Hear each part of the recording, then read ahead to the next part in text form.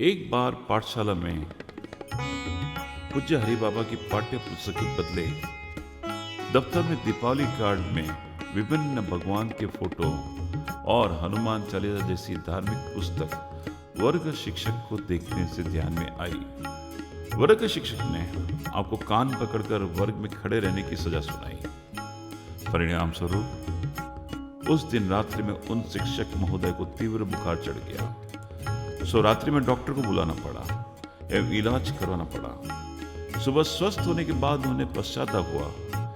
वे आपके माता पिता श्री कांजी भगत से मिले एवं उसे कहा कि मैंने कल हरि को गलत ढंग से परेशान किया, जिसके फलस्वरूप रात भर तीव्र बुखार में तड़प पड़ा। आप श्री बाल्यावस्था से ही इतनी निखालस आत्मा हो कि कभी भी अपने गुण दोष को छुपाए नहीं, उसे बगैर किसी संकोच के प्रकट कर दिया, जो आपकी महानता का गुण है। पूज्य पापा करीबन 11 साल के थे तब हम पूज्य पागल पापा के पास गए। तब की यह बात है। पागल पापा ने कहा, आपके मित्र बालकृष्ण भाई और दूसरे मित्र सत्संग में नहीं आते हैं। पूज्य पापा उनके गुरुदेव पागल पापा के कहने पर रोज सत्संग में जाया करते थे, पर उनके मित्र नहीं जाते थे। पागल पापा ने पूछा कि बालकृष्ण आप सत्संग में क्यों नहीं आते हो? तो बालकृष्ण भाई ने बताया कि वहां पर स्त्री आती है, इसलिए नहीं आता। पागल बाबा ने फिर से बालकृष्ण भाई से सवाल किया, आपके घर में कौन कौन है? उन्होंने उत्तर दिया, सभी है, भाभी है, माँ है, बहन है। तो पागल बाबा ने फिर से पूछा, क्या वह स्त्री नहीं है? यह बात पापा और उनके मित्र को खूब अच्छी लगी। पूज्य पागल बाबा ने समझाया, ब्रह्मचर्य यानी क्या? आप सभी में भगवान देखो, स्त्री, पुरुष और बच्चे, उन सभी में भगवान है। सभी भक्तों ने यह एहसास किया है कि बापा सभी में भगवान दिखते थे। उसके बाद बापा जसदन आ गए और सत्संग का कार्यक्रम चालू ही रखा।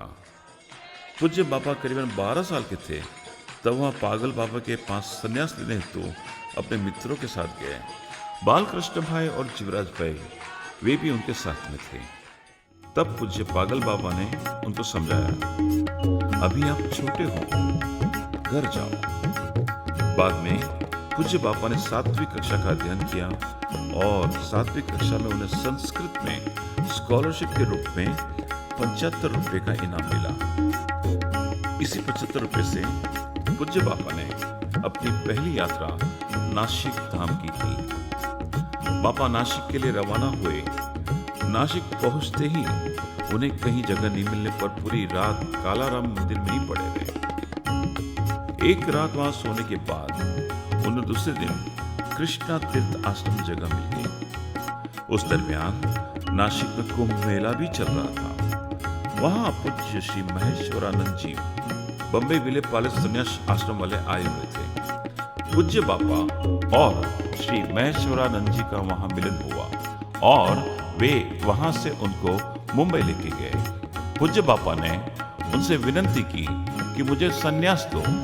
तब श्री महेश्वरानंद जी ने कहा कि जब तक कि आपके मातोश्री की आज्ञा नहीं मिलती तब तक कि मैं आपको सन्यास नहीं दे सकता। हरि प्रभु, आपकी कसौटी की प्रथा अच्छी नहीं होती। जो अच्छे होते हैं उनकी परिस्थिति अच्छी नहीं होती। पूज्य बापा श्री महेश्वरानंद जी के आश्रम में रहे तथा वहां पर उन्होंने उनकी सेवा की।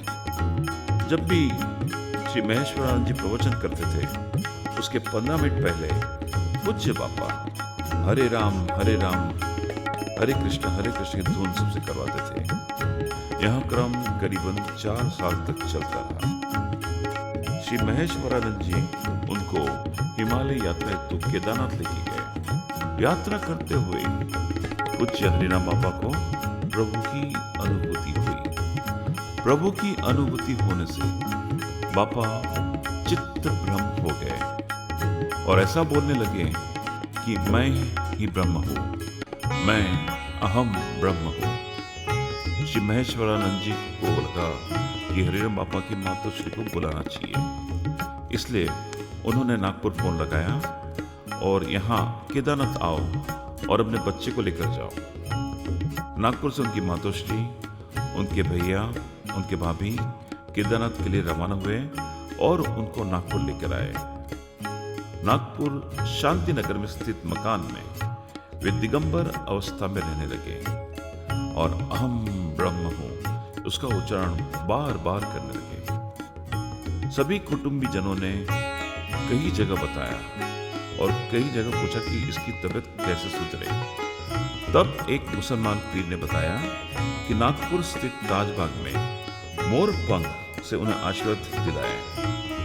उन्होंने 7 बार मोर पंख पूज्य बाबा के सिर पर मारा। इससे पूज्य बाबा को अच्छा हो गया। तत्पश्चात पूज्य बाबा जसदण चले गए। वहां पर पूज्य बाबा ने अखंड धून और अन्न क्षेत्र चालू करवाया और सबको भजन और भोजन करवाने लगे। तत्पश्चात बाबा को नागपुर लेके आए।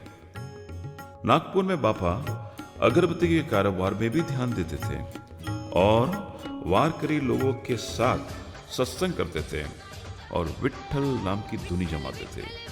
वारकरी लोगों के साथ बापा ने ज्ञानेश्वरी और तुकाराम भी गाया, उसका अध्ययन भी किया। इतना ही नहीं, पूज्य बापा परम पूज्य गुरुदेव श्री रणछोड़दास बापू के साथ जुड़ गए। उनके नेत्रदान यज्ञ में भी उपस्थित रहने लगे। नेत्रदान यज्ञ में पूज्य रणछोड़दास बापू पूज्य बापा को समझने लगे कि ये अवतारी पुरुष है, इसीलिए वह बापा को साधु संतों को भोजन कराने का कार्य दिया करते थे, जो कि बापा को बहुत अच्छा लगता था और उन्हें पूरा अच्छी तरह निभाया करते थे। आवे संत विप्र साथ में सबका रखते ख्याल, भूखे वृद्धों को भूले नहीं, हरि बापा करते ख्याल। आप श्री को गेला सोमनाथ के प्रति अन्य श्रद्धा, जिसके कारण शिवरात्रि, श्रावण मास त्योहार तथा धार्मिक उत्सव पर आप श्री ने अनेक बार श्री भोलेनाथ दर्शन हेतु पदयात्रा की।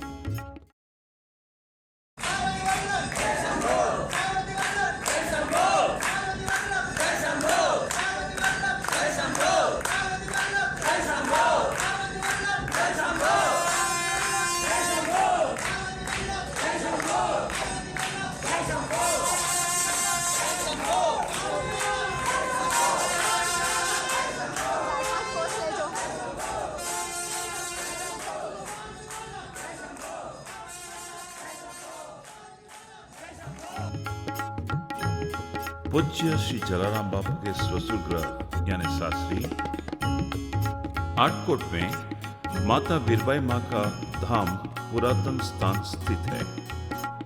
जसदण से आटकोट बेहद करीब है। जसदण से राजकोट आवागमन दरमियान प्रसंगोपरांत आपका बारंबार आटकोट दर्शन तो आना जाना लगा रहता है, परंतु ज्यादा लोग नहीं पाते। कारण जो भी हो आप ही जानते हो।